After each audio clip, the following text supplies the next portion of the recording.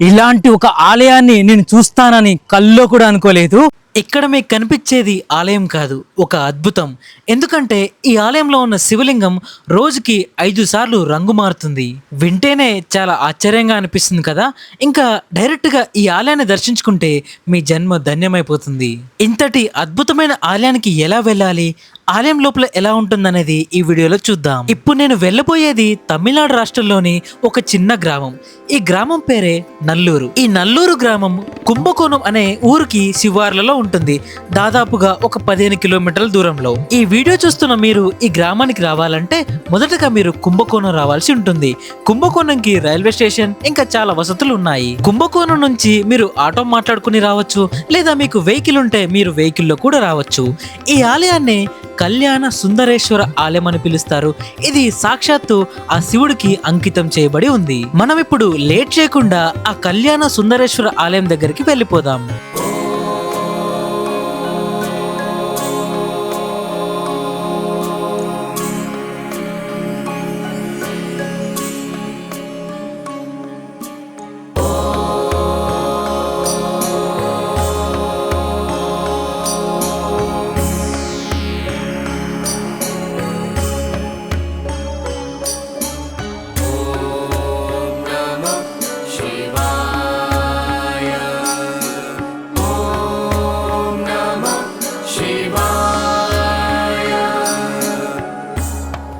ఇలాంటి ఒక ఆలయాన్ని నేను చూస్తానని కల్లో కూడా అనుకోలేదు.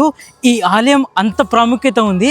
అదేంటి అంటే ఈ ఆలయంలో ఉన్న శివలింగము రోజుకి 5 సార్లు రంగు మారుతుంది. నమ్మట్లేదు కదా? నిజమే. 5 సార్లు రంగు మారడం అనేది చాలా ఆశ్చర్యమైనది, చాలా అద్భుతమైన విషయము. అందుకే చెప్పాను, ఈ ఆలయాన్ని నేను చూస్తానని కల్లో కూడా అనుకోలేదు. ఎంతో గొప్పదైన, ఎంతో అద్భుతమైన విషయం కదా.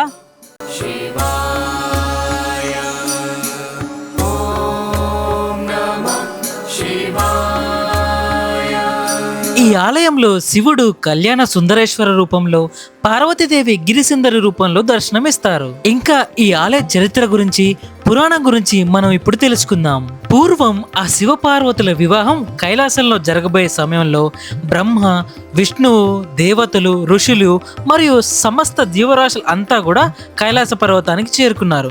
అందరూ ఒకే దిశలో ప్రయాణించడం వల్ల భూమి తన సమతుల్యతను కోల్పోయింది. ఉత్తర దిక్కు వైపు బరువు పెరిగి భూమి ఒకవైపు వంగిపోయింది. ఈ పరిస్థితిని గ్రహించిన శివుడు భూమిని సమతుల్యం చేయడానికి ఒక ఉపాయం ఆలోచించాడు.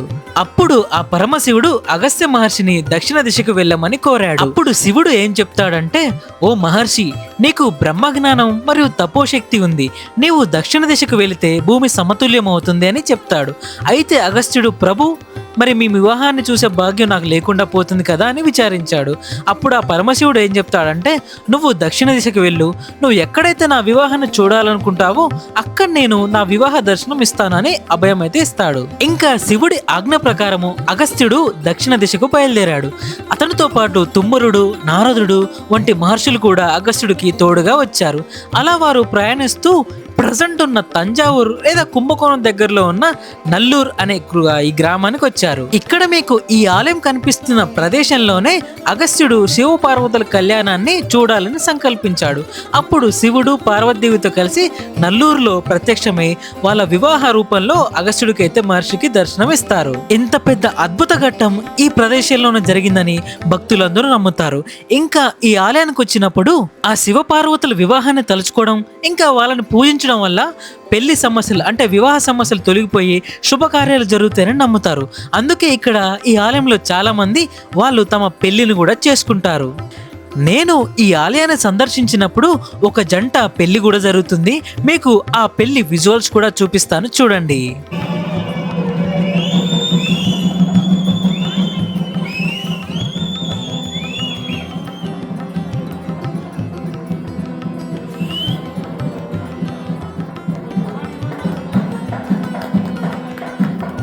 Bro, wish you a happy married life. ఇంకా ఈ ఆలయంలో అద్భుత దృశ్యమైన శివలింగం రోజుకి 5 సార్లు రంగు మార్చే విషయం గురించి మనం ఇప్పుడు మాట్లాడుకుందాం.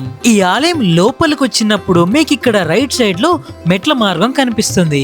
మీరు ఆ మెట్లెక్కి పైకి వెళితే అక్కడ అద్భుతమైన శివలింగం కనిపిస్తుంది. మీరు ఎక్కేటప్పుడే లెఫ్ట్ సైడ్ లో మీకు వినాయకుడు కనిపిస్తాడు. దర్శనం మాత్రం చేసుకోవడం మిస్ అవ్వకండి. అలా మనము మెట్లెక్కి పైకి వెళితే ఆ కళ్యాణ సుందరేశ్వరుడి శివలింగం అయితే కనిపిస్తుంది. మనమైతే వెళ్ళి దర్శనం చేసుకుందాం. ఈ ఆలయంలో ఆ శివలింగం ఉదయం 6 గంటల నుంచి 8 గంటల 24 నిమిషాల వరకు రాగి రంగులో కనిపిస్తారు. 8 గంటల 25 నిమిషాల నుండి 10 గంటల 48 నిమిషాల వరకు లేత ఎరుపు రంగులో కనిపిస్తాడు. 10 గంటల 49 నిమిషాల నుండి మధ్యాహ్నం 1 గంట 12 నిమిషాల వరకు కరిగించిన బంగారం రంగులో కనిపిస్తాడు. మధ్యాహ్నం 1 గంట 13 నిమిషాల నుండి 3 గంటల 36 నిమిషాల వరకు ఆకుపచ్చ రంగులో, తర్వాత 6 గంటల వరకు గుర్తు తెలియని రంగులో కనిపిస్తాడు. ఈ అద్భుతమైన రంగు మార్పు వెనుక ప్రత్యేకమైన పురాణ కథనాలు ఏమీ లేవు.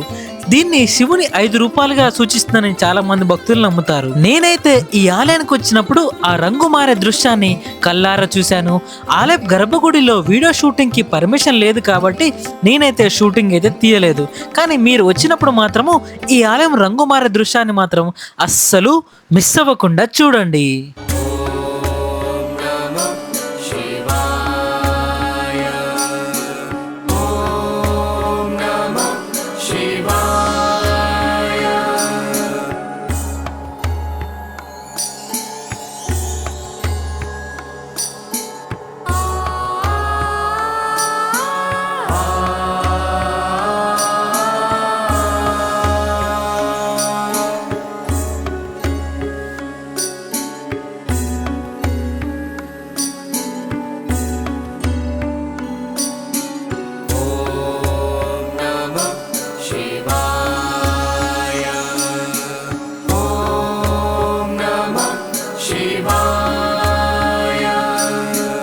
చూశారు కదా ఈ కళ్యాణ సుందరేశ్వర ఆలయము.